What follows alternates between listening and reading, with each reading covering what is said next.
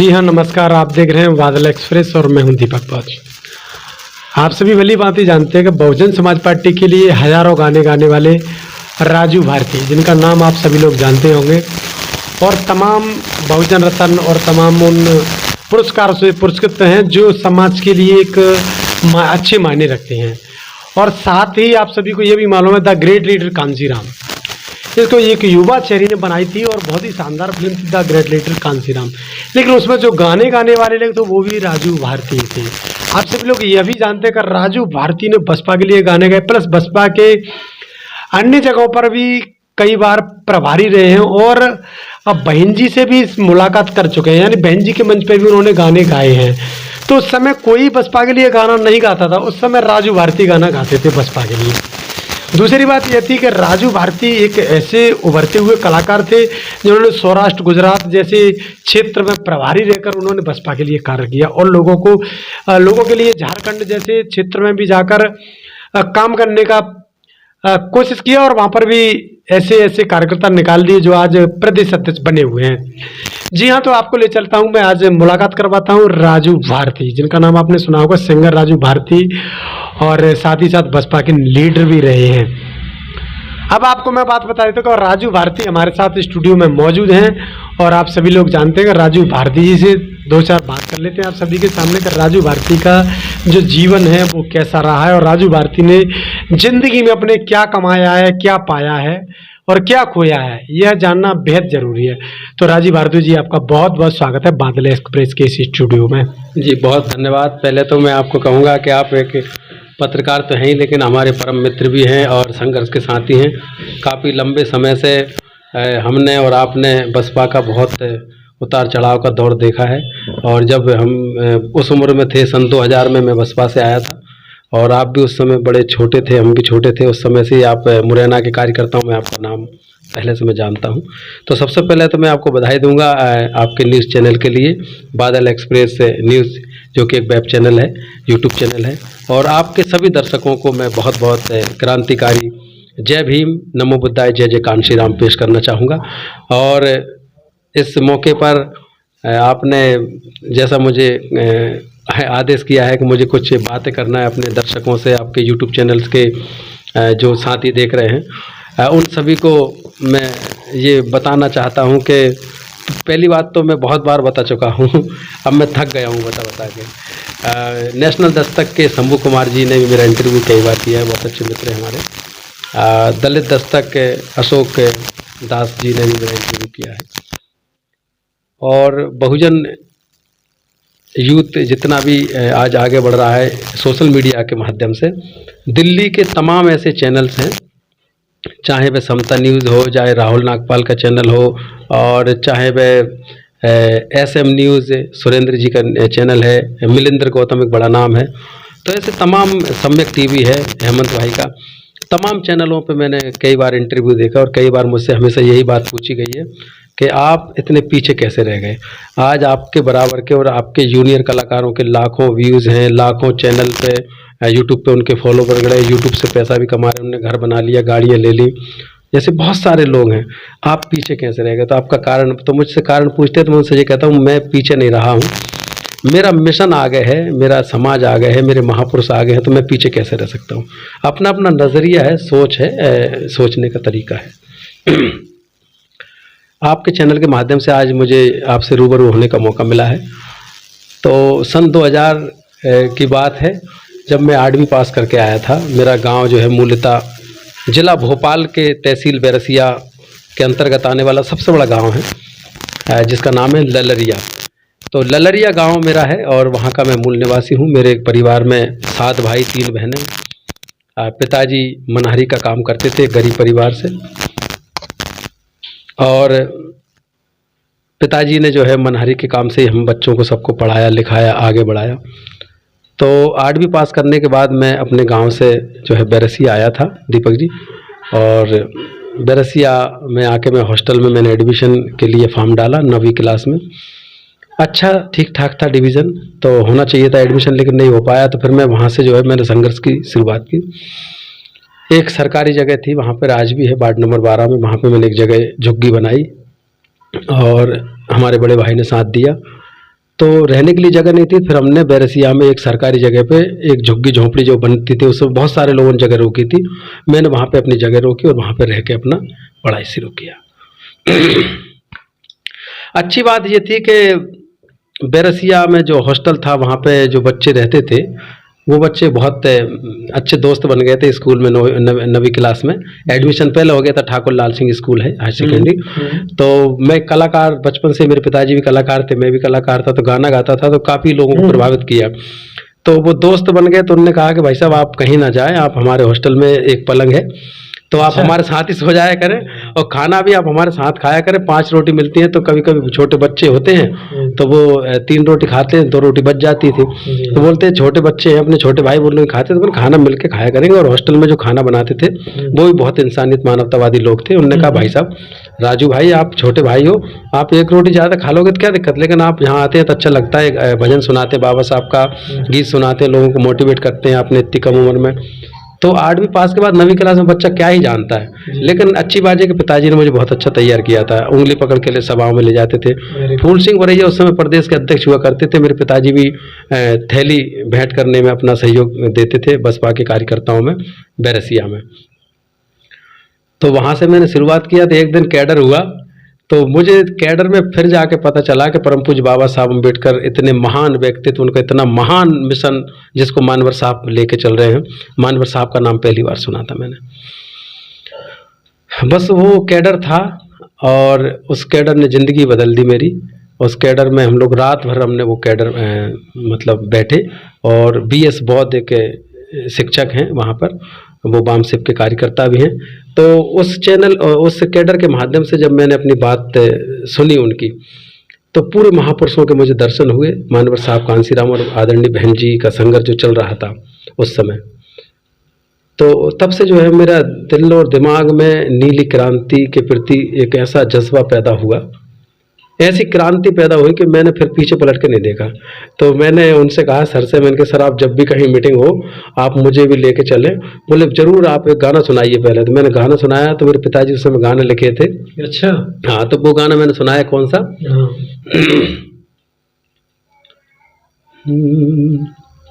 कि महुबाले बाबा महुबाले। मेरे पिताजी का मैं जिक्र कर दूं यहाँ पे। पिताजी जिस गाने के लेखक हैं JP भारती उनका नाम, अभी वो दुनिया में नहीं है, लेकिन उन्होंने जो गीत लिखा था उसको मैं पहली बार जब मैंने कैडर में पढ़ाया था तो सुनाया था, तो बहुत तालियां मिली थी मुझे। जीवन में ऐसा लगा था कि बस यही मेरी जगह है, अब मैं सही जगह पे आ गया। तो गाना था, मान दिया सम्मान दिया है, मान दिया सम्मान दिया है, भारत को संविधान दिया है, मान दिया है सम्मान दिया है, भारत को संविधान दिया है, और खोले किस्मत के ताले महुबाले बाबा महुबाले, महुबाले बाबा महुबाले। तुमने प्यासों को पानी पिलाया। पिताजी ने मतलब महार सत्याग्रह नहीं लिखा गाने में, पता उन्हें था कि महार सत्याग्रह में हमें पानी पीने का अधिकार मिला, लेकिन उन्होंने क्या लिखा, तुमने प्यासों को पानी पिलाया हो, तुमने नारी को जीना सिखाया। हिंदू कोड बिल का जिक्र यहाँ पे वो कर रहे हैं संकेत में। तुमने नारी को जीना सिखाया, मानवता की लड़ी लड़ाई, मानवता की लड़ी लड़ाई, घर घर हो रही आज बड़ाई, तुम भारत के रखवाले महुबाले बाबा महुबाले, महुबाले बाबा महुबाले। तो ये गीत जब उन्होंने सुना तो कहा कि तुम बहुत अच्छा गाते हो और कम उम्र है, 9वीं क्लास में, तुम बाकी किताब पढ़ने के लिए और क्या करते हो। तो मैंने कहा मैंने एक छोटी सी जेदर झुग्गी बनाई है भैया ने हमारे साथ रह के, तो मैं कभी वहाँ जाके सो जाता हूँ, कभी हॉस्टल में सो जाता हूँ, कभी हॉस्टल में खाना खा लेता हूँ, कभी वहाँ बना लेता हूँ। अच्छा खुद बनाते? मैंने हाँ खुद बनाता हूँ। कभी टिफिन भी आ जाता है बस में रखा के गांव से। तो बाकी खर्चा पानी मैंने कहा पिताजी मनहारी का काम करते हैं, कभी 10-5 रुपये दे देते हैं। उस समय 10-5 रुपये बहुत होता था। तो मैंने कहा दे देते हैं।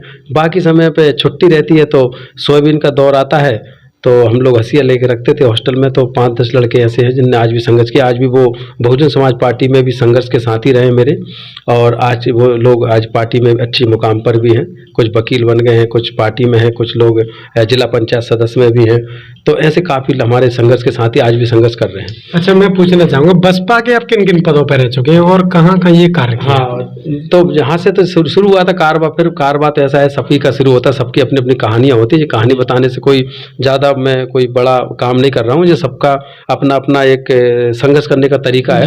जीवन का इंटर मतलब मिशन में एंट्री होती है कि सबकी अपनी अपनी कहानी है। तो मैं उसको बता के कोई मैं आपको एंटरटेनमेंट नहीं करना चाहता, और कोई आपसे वही ऐसे भी नहीं कह रहा हूँ कि आप मेरे प्रति बहुत सारी सिंपैथी रखें। सबने अपना अपना संघर्ष किया है। हाँ। सबका संघर्ष का महत्व है दीपक जी यहाँ पे। तो मैं घटना ये बताना चाहता हूँ, जब मुझे पहली बार 2002 के समथिंग एक मीटिंग थी पार्टी की, बसपा के मंच पे थी, और वो जो थी यहाँ पे बोर्ड ऑफिस जिसको अम्बेडकर चौक कहते हैं भोपाल में। जी जी। तो मैंने बढ़िया नीला सा ऐसा एक शर्ट सिलवाया था, बड़ा जुनून पैदा हुआ था, पूरा फुल और एक नीला गमछा यहाँ बांध के मैंने उस समय गाना गाया था पार्टी का, पहली बार पार्टी का नाम जोड़ के। तो वहाँ से शुरुआत अच्छी हो गई। फिर मैं पार्टी की मीटिंगों में गाने लगा, बामसेब के लोगों के जो मीटिंग्स होती थी कर्मचारियों को, उसमें जाने लगा। मार साहब कहने लगे यार ये बहुत अच्छा है, आगे इसको करके मैं कर्मचारियों को जोड़ने में काफ़ी सफल हो रहा हूँ, इस लड़के को आगे रखना चाहिए। फिर मेरा 10वीं क्लास आया तो मैं ढंग से पढ़ नहीं पाया क्योंकि मिशन में लगा रहा, तो फेल हो गया।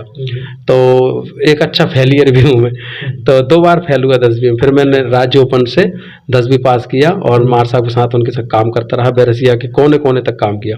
2003 के चुनाव में मुझे अच्छा एक मौका ये मिला कि वहाँ पे एक मुस्लिम कैंडिडेट था मोहम्मद अजहर खान करके, मोहम्मद इज़हार खान सॉरी, तो उनका प्रचार करने का मौका मिला। मौलाना गौर अली एक बसपा के पहले बैरसिया में पार्षद थे, तो उनकी टूटी फूटी जीप थी, तो उसमें मैं काम करता था और गाने गा के मैंने वोट मांगे। तो 8000 समथिंग उन सब वोट मिले थे हमारी पार्टी को, बीएसपी को। वहाँ से शुरुआत हुई। तो फिर बसपा के बड़े मंच पे जाने का मौका मिला। बहन जी की रैली थी लाल परेड ग्राउंड में, तो उसमें मेरा नाम मतलब पता नहीं किसने मुझे, वहाँ के जो प्रभारी थे उनसे मुझे मिला दिया, और उन्होंने कहा कि नहीं तुम्हें गाना चाहिए, तुम गाओ गाना।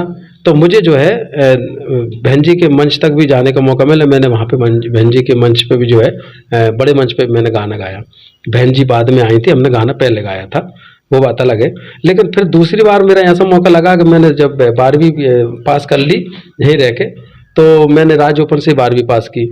उसके बाद मैंने कहा मैं पढ़ना चाहता हूँ सर, अब मैं बैरसिया में नहीं रहना चाहता। भोपाल में काफ़ी अच्छा मुझे लगता है, मीटिंग में जाने का मौका मिलता है, अच्छे लोगों से बात करने का मौका मिलता है। बसपा की मीटिंग में जाता हूँ तो 1-2 गाना गाने का मौका मिलता है। मेरा लालच यही था कि मैं अपने अंदर की छुपी हुई कला का सही प्रदर्शन करके मिशन मूवमेंट में लगा के अपना भी बाबा साहब का जो मेरे प्रति एहसान है उसको मैं चुकाने में थोड़ी बहुत अपनी भूमिका निभाऊं। तो 2005 में मैं बहुजन समाज पार्टी के कार्यालय पहुंचा और 2006 से मैंने ज्वाइन किया कार्यालय। तो वहाँ पे मैं खाना बनाता था, ये सब आपको बातें पता है। मैंने वहाँ पे कुक का काम किया। पार्टी कार्यालय सचिव जो थे उस समय राजा राम जी, काफ़ी उनने साथ दिया और बहुत अच्छा सिखाया भी। आपके यहीं के मुरैना के सबलगढ़ के वो रहने वाले, और एक परिवार मिल गया था मुझे। छोटे उनके बच्चे मुकेश, ये बड़े छोटे छोटे बच्चे थे, आजकल शिशुपाल वगैरह ये बच्चे थे। तो मुझे बहुत अच्छा लगता था आंटी जी से मिलकर, उनकी माता जी से, परिवार से बहुत अच्छा। मुझे कभी महसूस नहीं हुआ कि मैं बसपा कार्यालय में काम कर रहा हूँ, ऐसा लगता था परिवार है। जी जी। तो वहाँ से शुरुआत हुई मिशन की, असली मिशन की। तब मैं प्रभारियों से मिला, मीटिंग में रहा। तो 2008 आते आते जब बसपा का 2008 में जब विधानसभा के चुनाव थे, उन चुनावों में बहन जी की जनसभा थी कहाँ, दशहरा मैदान भोपाल में। तो दीपक भाई मेरा जीवन का बेहतरीन अनुभव था वो। तो मैंने बहन जी के सामने स्वागत गीत गाने से पहले, जो पार्टी के राजा राम जी राष्ट्रीय उपाध्यक्ष भी थे उस समय, राज्यसभा सांसद थे और मध्य प्रदेश के प्रभारी भी थे, तो उनको मैंने बताया। उन्होंने कहा कि तुम खाना ही बनाते हो, जो गाना अच्छा बना भी लोगे। किसके लेके गाने गाते हो? मैंने पापा जी के। तुम भी बनाते हो? मैं हाँ मैं भी बनाता हूँ सर, वो आपके डर की वजह से नहीं बताता मैं। तो अच्छा कुछ सुनाओ। मैं किचन में सुनता रहता हूँ, तुम रात को 1-1 बजे तक बर्तन साफ करते रहते हो, थोड़ा जल्दी सो जाया करो, सुबह उठ भी जाते हो, ऐसे रोज करते हो या मुझे दिखाने के लिए? मैं सर मेरा तो काम रोज का है, मुझे आपसे दिखाने से कौन सा मुझे अवार्ड मिल जाएगा। 1000 रुपये मुझे मिलता था मात्र। तो 1000 रुपये में मेरा कोई ज़्यादा शौक तो था नहीं, मैंने कोई फालतू शौक भी नहीं पाल रखे थे, कपड़े लत्ते भी मैं नहीं खरीदता था ज़्यादा, बस मेरी माताजी पिताजी को मैं पैसे भेजता था तो उनको अच्छा लगता था, बेटा कम उम्र में जो है पढ़ाई भी कर रहा है और हमें 100-500 रुपये भेजता भी है। तो कार्यालय से मेरा जीवन बहुत अच्छा होने वाला था और आगे मेरा भविष्य ठीक ठाक मुझे दिख रहा था। तो मुझे जो है उन्होंने कहा बहन जी के सामने गाना गाना, ऐसा गाना लिखो कि मज़ा आ जाए, बहन जी कहें कि बहुत अच्छा कार्य करता है। तो मैंने गाना लिखा, यूट्यूब पे आज भी वो गाना मेरे राजू भारती बैरसिया के नाम से यूट्यूब है, उस पर वो गाना मिलता है। तो उसमें लिखते हैं तो वेलकम सॉन्ग राजू भारती बहन मायावती जी, तो उसमें आ जाता है। तो मैंने पहली बार जब गाना गाया कि झीलों की नगरी भोपाल में स्वागत है बहन आपका, झीलों की नगरी भोपाल में स्वागत है बहन जी आपका, और अधूरा मिशन पूरा करो अब बहना बाबा साहब का। इतनी तालियां मिली मुझे, मेरे को वाह इतने बड़े मंच पे मैं गा रहा हूँ, इतना अच्छा लगा। तो ये स्वागत मैंने गाया, स्वागत स्वागत स्वागत बहन जी आपका, भोपाल मध्य प्रदेश में आप पधारी, स्वागत बहन जी आपका। तो इस गाने के बाद जो पब्लिक में मेरी पहचान हुई भाई साहब, उसके बाद तो ऐसी लोकप्रियता बढ़ी। बसपा की मासिक बैठक में जितने भी कार्यकर्ता पदाधिकारी जिले के तहसील के विधानसभा के पोलिंग के सेक्टर के जो आते थे, वो चाहे प्रदेश अध्यक्ष से माननीय प्रभारी गणों से जय भीम करें ना करें, लेकिन मुझसे जरूर जय भीम करते थे। इस बात का मुझे आज भी एहसास है। इतनी तवज्जो, इतनी इज्जत, इतना सम्मान दिया कोने कोने के बसपा के कार्यकर्ताओं ने कि जब भी प्रदेश की मीटिंग में आते थे, जौन प्रभारी से लगा के जिला अध्यक्ष तक, उनने बहुत सम्मान दिया। तो उनका मैं साधुवाद करता हूँ। आपके चैनल के माध्यम से उनसे मैं बात नहीं कर पाता, आपका चैनल वो देखते हैं। तो आज राजू भारती की तरफ से आप सभी कार्यकर्ताओं का, पदाधिकारियों का, जौन जिला और आज प्रदेश में भी आ गया, उनका बहुत साधुवाद कि आपने मुझे इतना तवज्जो और इतनी इज्जत दी। अच्छा, मैं उसके बारे में जिक्र कर रहा था, जब आप सौराष्ट्र में काम कर रहे थे तो वहाँ पर क्या उपलब्धि आपने बताया। तो 2008 में जो हुआ, मैं 2012 तक कार्यालय में रहा, 2012 तक कार्यालय में रहा। उसके बीच में फिर 2011 में बहन जी का एक कार्यक्रम और आ गया, जमूरी मैदान में था, 4 राज्यों का अधिवेशन था। मुझे एक एक चीज़ अच्छे से याद है क्योंकि अपन मिशन मूवमेंट के सिपाही अपने आप को मानते हैं, तो जानकारी भी रखते हैं। उसमें मुझे फिर बहन जी के सामने गाना गाना पड़ा। अच्छा, तो मुझे बड़ा अच्छा लगा। उसमें मंजीत मेहरा भी आए थे, जो आजकल अपने हरियाणा के जो गाना गाते हैं बसपा के लिए। तो लेकिन मुझे तवज्जो दी, उन्होंने कहा कि नहीं, इस नए लड़का है और अच्छा गा रहा है, इसको अपन को तवज्जो देना चाहिए। तो राजा राम जी ने मुझे वहाँ भी गाने के लिए मौका दिया, उनका मैं बहुत साधुवाद करता हूँ। तो वहाँ मैंने गाना गाया था, क्या तुम्हें पता है ए बहुजन बीएसपी आने वाली है, पीछे ना हटाना बढ़ते कदम परिवर्तन लाने वाली है। ये आपका चर्चित गाना, ये चर्चित गाना है। और इस गाने के ऊपर बाद में भिंड, मुरैना, ग्वालियर, चंबल और पता नहीं मध्य प्रदेश और गुजरात, उत्तर प्रदेश के कई कलाकारों ने इसके ऊपर गाना बनाए, लेकिन वो बताते नहीं है कि हमने किस गाने से प्रेरणा ली है। लेकिन अच्छी बात यह है कि वो अच्छा काम कर रहे हैं। सभी नए कलाकार जो आए, मैं उनको मेरी तरफ से साधुवाद है कि वो बहुत आगे बढ़ें, बहुत अच्छा काम करें और थोड़ा बहुत सपोर्ट पुराने सीनियर कलाकारों को भी दें, क्योंकि हमें भी आपसे उम्मीद है, आप हमारे छोटे भाई हैं। और उम्मीद ये नहीं है कि आप हमें पैसा दें, तवज्जो दें, इज्जत दें, बस कभी कभी आप जिक्र कर लिया करें कि इस मिशन मूवमेंट में हमसे पहले भी कलाकार थे, उनका ऐसा नाम था, ऐसा उन्होंने काम किया, उसके अलावा कुछ नहीं चाहिए। अच्छा, आपको कभी ऐसा नहीं लगा बसपा को मुझे एक बड़ा पद पे पहुंचने की उम्मीद थी और वो उम्मीद कहीं ना कहीं टूट गई है आपकी? देखो, बसपा में जो भी लोग ईमानदारी से, निष्ठा से काम करते हैं और मिशन को ध्यान में रख के काम करते हैं, उनको पद की चिंता नहीं रहती। पद आगे पीछे घूमते मानवर साहब के अनुसार। मैंने कभी ये नहीं सोचा था कि मुझे बसपा में टिकट चाहिए, बसपा में पद चाहिए, लेकिन मेरी जो लोकप्रियता थी वो इतनी बढ़ गई कि मुझे सोचिए, जब मैं 2012 में पहली बार माननीय धर्म प्रकाश भारती जी जब गुजरात के प्रभारी थे, उस समय उनने मुझे कहा कि तुम यहाँ पे आओ और बहन जी के सामने स्वागत गीत गाना है। मैंने कहा वाह, तो मुझे और अच्छा लगा। मैंने गुजरात जाने का मौका मिलेगा बसपा की तरफ से। मैं ज़िंदगी में कभी सोच नहीं सकता था कि मैंने भोपाल देखा, बैरसिया देखा, मध्य प्रदेश देखा, भिंड मुरैना देखा, मुझे गुजरात देखने का मौका मिलेगा, वो बसपा की वजह से। मैं बहुत अंदर से बहुत खुशी था और हमारी पूरी टीम को लेकर मैं वहाँ पहुँचा। उन्होंने मुझे बड़ा इज्जत दिया। अहमदाबाद में बोरोनेट कॉम्प्लेक्स में जो बसपा का कार्यालय है, वहाँ में होटल में रोका साहब ने और उन्होंने कहा बहन जी के सामने आपको एक गाना गाना, वो ही गाना जो भोपाल में गाया था। मैंने कहा टी साहब, तो मैंने वही गाना फिर मैंने गुजरात के ऊपर गाया, वो भी आज यूट्यूब पे अवेलेबल है, राजू भारती बेरसिया के नाम से चैनल है मेरा। तो उस गाने को भी बहुत तवज्जो मिली, फिर गुजरात में पहचान हो गई। अब मैं जहाँ से आपको बताता हूँ मैं किन पदों पर रहा, कैसे गया, और आपके सवाल का भी आपको जवाब मिलेगा। तो मुझे ये कहा वहाँ के जो प्रभारी थे, उनने कहा कि तुम यहीं पे रह के संगीत का प्रोग्राम किया करो, तुम्हें 2 पैसा भी मिलेगा, और गुजरात बहुत अच्छा है, गुजरात के मिशनरी लोग बहुत अच्छे हैं।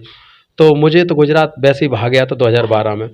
उसके बाद 2013 में जब मेरा पहला कार्यक्रम वहाँ हुआ, तो मुझे आज भी याद है 3 लोगों का नाम जिनने मेरा कार्यक्रम करवाया था। अशोक सेंधव, आज बहुत बड़ा नाम है राजकोट गुजरात का। अपने संग सेन बौद्ध, बहुत बड़ा नाम है, अंधविश्वास पाखंड के खिलाफ काम करते हैं, बौद्ध परिवार का राजकोट का बहुत बड़ा नाम है।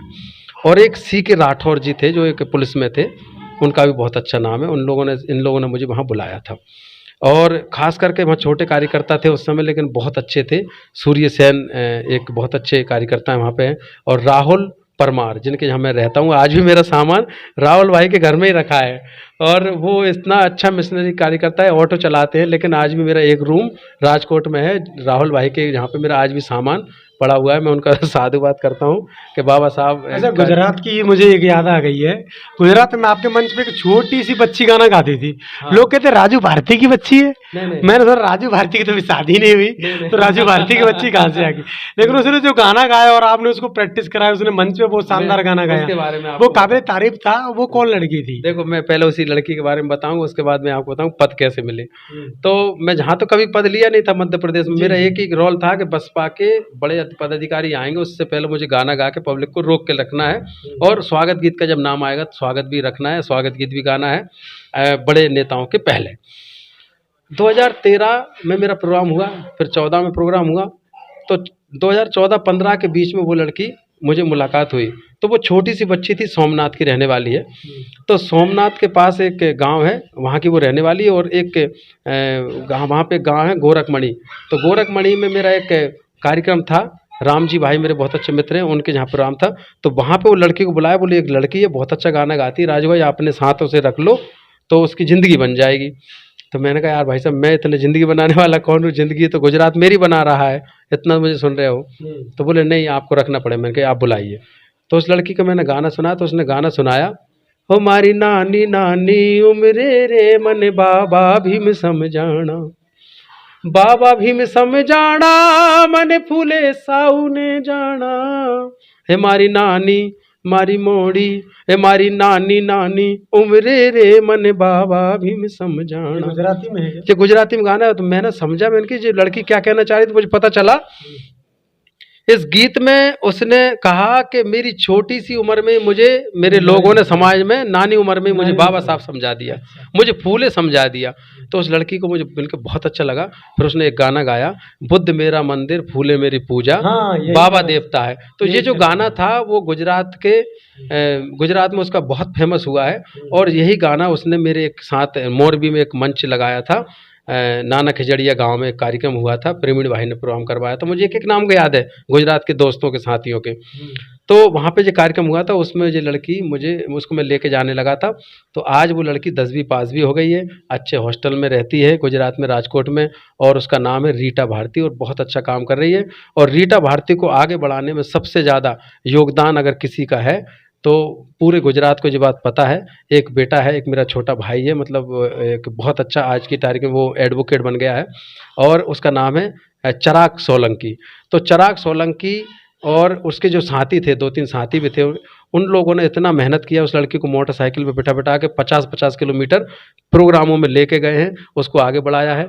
तो मैं रीटा को बहुत मंगल कामना साधुवाद देता हूँ, अगर वो इंटरव्यू सुन रही है तो, कि वो खूब आगे बढ़े, और अपने जिन भाइयों ने उनको आगे बढ़ाया, अपने मन के इधर उधर की बैरों को, बुरी बातों को छोड़कर उनको साधुवाद करें।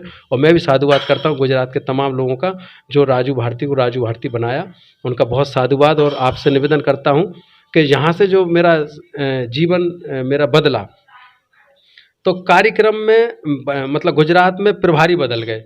अब प्रभारी बदल गए तो भारती साहब तो हट गए थे, वहाँ पे एक प्रभारी आ गए दूसरे, मैं उनका नाम नहीं लेना चाहता, अभी वो दूसरी पार्टी में है, मुझे कोई वो नहीं है, छट्टू राम उनका आपने नाम लिया, क्योंकि मैं चाहता था क्योंकि कि मैं भी जानता था कि हाँ, उनका नाम, और हाँ। मेरी कई बार बात हुई थी उनसे, उनका नाम था छट्टू राम तो साहब। छट्टू राम जी की क्या मजबूरी रही मुझे पता नहीं, वो कहाँ चले गए, अभी आजकल दूसरी पार्टियों में हैं कहीं। लेकिन छट्टू राम जी ने मुझे कहा कि वो नहीं, वो आने वाले थे राजकोट में। राजकोट में दिनेश पड़ाया एक बहुत अच्छा कार्यकर्ता है वहाँ के, विनोद भाई बाघेला बहुत अच्छे कार्यकर्ता हैं वहाँ पे, और भी छोटे कार्यकर्ता में अभी नए नए कार्यकर्ता बने हैं। अच्छा अच्छा। तो ये प्रेम भाई परमार जिनके घर पे मैं रहा था, बहुत अच्छे डीजे सोमैया साहब, इनने मुझे कार्यालय की तरह जगह यूज़ करने के लिए बुद्ध विहारी दे दिया था। मतलब इतने समर्पित लोग हैं वहाँ पे, और भी बहुत अच्छे नाम है, मैं कभी फुर्सत में सबका मैं धन्यवाद करूँगा। तो मुझसे कहा कि आप आइए यहाँ पे राजकोट में, माननीय प्रभारी आ रहे हैं और आपको प्रोग्राम देना है। मैंने कहा ठीक है। अब मैं टीम के साथ पहुँचा, तो मैंने प्रोग्राम दिया, तो छट्टू राम जी ने मुझे पहली बार वहाँ सुना। तो उन्होंने कहा यार आपको तो मैंने यूट्यूब पे भी कहीं देखा है, और बहन जी के सब मंच पे आप गाना गा रहे हैं मध्य प्रदेश में कहीं। मैंने कहा जी मैं वही राजू भारती हूँ। और बोले आपने शादी नहीं किया? मैंने कहा नहीं साहब मैंने शादी नहीं किया। अभी क्या करते हैं? मैंने कहा मैं पढ़ाई भी करता हूँ, यूपीएससी कर रहे हैं? मैंने यस। 2013 में यूपीएससी के लिए चला गया था। 2013 में, सॉरी 2013 का चुनाव खत्म करके मध्य प्रदेश का, 2014 में मैं सीधा दिल्ली के मुखर्जी नगर में एएलएस कोचिंग मैंने ज्वाइन की थी, और बत्रा टॉकीज के पीछे मैंने पीजी में रह के पढ़ाई किया। लेकिन मैं पढ़ाई करता था गुजरात के द्वारा, गुजरात से जो मुझे पैसे मिलते थे उससे मैं पढ़ता भी था, घर में भी देता था, अपना जीवन यापन भी चला रहा था। तो गुजरात में मेरा जीवन ऐसा बदला कि मुझे छट्टू राम ने मुझे पहली बार सुना, तो उन्होंने कहा आप एक काम करिए, 6 दिसंबर को बाबा साहब की पुण्यतिथि गांधीनगर में मनाई जाएगी, और राजू भारती जी आप सादर आमंत्रित है, आप हमारे साथ अहमदाबाद चलिए, जब आप आ जाना। अहमदाबाद गया, कार्यालय में रुका, वहाँ से फिर गांधीनगर में प्रोग्राम था 6 दिसंबर का। मैंने वहाँ भी एक प्रस्तुति दी, बहुत अच्छी प्रस्तुति दी। वहाँ से उनके दिल में मेरे लिए जगह बन गई। तो उन्होंने कहा कि बहन जी से मैं लड़ जाऊँगा, कुछ भी बोल दूँगा, लेकिन अपने बलबूते पे और अपने कार्यकर्ताओं से, गुजरात के लोगों से चर्चा करके मैं चाहता हूँ कि आपको पार्टी का पदाधिकारी बनाया जाए और आप यहाँ काम करो। मैंने कहा साहब, बोले आपकी रोजी रोटी नहीं छिनेगी? तो मैंने कहा साहब मेरी रोजी रोटी का कोई ठिकाना नहीं है, मैं बसपा के ही मंच पे गाता हूँ, बसपा में चाहे पदाधिकारी रहूँगा तब भी बसपा में गाऊँगा, नहीं रहूँ तब भी बसपा में गाना है मुझे। तो मेरा तो कोई था ही नहीं, मेरा तो एक ही समंदर है। तो मैं समंदर में बीचों बीच में, मेरा कोई किनारा नहीं है, बसपा ही मेरा किनारा, बसपा ही सब कुछ था। तो उन्होंने कहा कि आप पदाधिकारी बन के काम करिए। तो मैंने कहा साहब इतना हो सकता है, जो बसपा में अभी पदाधिकारी नहीं है, मेरे पदाधिकारी बनने के बाद गुजरात में हो सकता है वो मेरे कार्यक्रम लेने में हिचकिचाएँ। पहले तो मुझे ले लेते हैं, 2 पैसा मिल जाता, लेकिन बसपा का कार्यकर्ता बनने के बाद हो सकता है वो प्रोग्राम मुझे ना दें, और ऐसा ही हुआ। तो मेरे प्रोग्राम बंद हो गए, संगीत के प्रोग्राम सारे बंद हो गए, क्योंकि जो मिशनरी लोग थे, अम्बेडकरवादी लोग थे, सच्चे अनुयायी थे अम्बेडकरवादी गुजरात के, वो मेरा प्रोग्राम लेते थे, क्योंकि उन्हें पता था कि ये एक सच्चा सिपाही है बसपा का, ये सच्चा सिपाही है बाबा साहब का। लेकिन जो दूसरी दलों में जुड़े हुए लोग थे, बीजेपी कांग्रेस में, उन लोगों ने मेरे को बाईकाट करना शुरू किया, और उन्होंने कहा कि ये तो बसपा का आदमी है, इसको मत बुलाओ। तो मैंने कहा ठीक है, नहीं बुलाएंगे चलेगा। फिर मैंने प्रोग्राम शुरू किया। तो मुझे पहले बनाया उनने जिला प्रभारी राजकोट का। तो जिला प्रभारी जैसे बनाया, तो मैंने जिलाध्यक्ष, वहाँ पे जो जिलाध्यक्ष थे प्रेम भाई परमार, उनके घर पे जाकर रहा। उनने बहुत इज्जत सम्मान दिया, उनका साधुवाद करता हूँ मैं इस चैनल के माध्यम से। बहुत अच्छा हुआ कि आपके चैनल पे ऐसे लोगों का साधुवाद करने का मुझे मौका भी दे रहे हैं आप। दीपक भाई आपका धन्यवाद, आपके चैनल का बार बार मैं कह रहा हूँ, बादल एक्सप्रेस न्यूज़ का। उसमें भी बहुत गुजरात, यूपी, राजस्थान, हाँ हरियाणा, कलकत्ता, हाँ, पूरा भारत देख रहा है। तो अच्छा, तो ये तो बहुत अच्छी बात है कि गुजरात देख रहा है। नहीं गुजरात तो बहुत सारे मुझे लिंक देना, मैं अपने गुजरात में साथियों तक भी ये बात को मैं पहुंचाऊंगा। तो वहाँ से मेरा जीवन बदला। मैंने गुजरात में जब अच्छा काम किया तो पता क्या हुआ, राजकोट में मैंने बहन जी का जन्मदिन मनाया, और बेहतरीन मनाया, और इतना तवज्जो दिया राजकोट के लोगों ने कि उस समय वहाँ पे जो बाबा साहब अम्बेडकर चौक है, इतना ज़बरदस्त कार्यक्रम हुआ हमारे गुजरात राजकोट में। तो उन्होंने कहा कि यार इनको आगे बढ़ाओ। तो फिर उन्होंने कहा कि आप सौराष्ट्र के आज से महासचिव हो प्रदेश के, उसके सौराष्ट्र प्रदेश के, और जोन कोऑर्डिनेटर सौराष्ट्र बना दिया। एक मुझे बोलेरो गाड़ी दे दी पार्टी ने। तो मैं एहसान मंद हूँ उन सभी दोस्तों का गुजरात के, जिनने मुझे बहुत इज्जत दी, सम्मान दिया, और मेरे काम को भी समझा, मेरे समर्पण और त्याग को भी समझा, और मैंने वहाँ पे जो काम किया वो आज भी अमर है, जिंदा है। उन लोगों का मैं साधुवाद, वो फ़ोन करके मेरा आज भी हालचाल पूछते हैं, बुरे समय में साथ भी देते हैं। तो दीपक भाई, जहाँ से मैं पदाधिकारी बनना शुरू हुआ, मध्य प्रदेश में कभी पदाधिकारी के लिए मैंने काम ही नहीं किया। ये इस बात का सबूत है, आपके जवाब है इस बात का कि आपने कहा कि आपने सोचा था कभी बड़े पद पे जाना था, और आपको ऐसा नहीं लगता कि आपने कुछ खो दिया। नहीं, मैं मध्य प्रदेश में रह के कभी मैंने पद का सोचा नहीं। हाँ, बैरसिया विधानसभा से विधायक बनने का सपना जरूर मेरा उसी दिन शुरू हो गया था जब मैंने पहला कैडर लिया था, क्योंकि उनने हमें विधायक बताया था, विधायक होता क्या है, सरकार होती क्या है। मूवमेंट में मिशन के जो कैडर होते हैं उसमें हमें सबसे ज़्यादा ये बात बताई गई थी उस दिन हमें कि मिशन पार्टी क्या होती है, दल क्या होता है, संगठन क्या होता है, और डेमोक्रेसी में चुनाव कैसे लड़ते हैं, पार्टी क्या है, चुनाव चिन्ह क्या है, हमारा पार्टी मूल निवासी मतलब इसको कहेंगे ये इस भारत की जो है बहुजनों की पार्टी कौन सी है, बीजेपी क्या है, कांग्रेस, सब पढ़ा दिया था मुझे। संविधान क्या है, सरकार कैसे बनती है, प्रधानमंत्री कैसे बनते हैं। तो उस दिन से मेरे दिमाग में एक बात थी कि एक दिन बैरसिया से विधानसभा का चुनाव जरूर लड़ना है, चाहे कुछ भी हो, और हमारे दो लोगों को जगाना है। तो विधायक बनने का सपना था बस। लेकिन मैंने टिकट भी मांगा था 2013 में, लेकिन हमारे जो प्रभारी थे उनने कहा कि अभी आपकी एज भी नहीं है और अनुभव भी नहीं है। तो मैंने उनकी बात को स्वीकार करके मैंने अपना फार्म ले लिया था, हालांकि मैंने चुनाव नहीं लड़ा। 2018 आते आते काफ़ी परिपक्वता आ गई थी मेरे अंदर। तो मुझे पता है मेरे अंदर परिपक्वता आ गई थी, तो मैं किसी से कहूँगा तो कहने से कुछ नहीं होगा, मुझे आजमाया गया तो मैं उसमें सफल हुआ।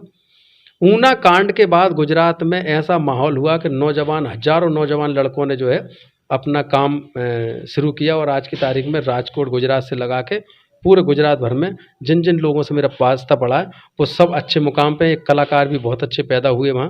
पहले वो मनुवादी विचारधारा के साहित्यकार थे, गुजराती साहित्यकार, लेकिन उनने मुझे पहली बार जूनागढ़ के केसोद तालुका के सरोट गांव में सुना। बज्जूभाई सोलंकी ने मुझे वहाँ बुलाया था, आजकल वो नहीं है, टोपी वाले बज्जूभाई सोलंकी बसपा के कार्यकर्ता थे।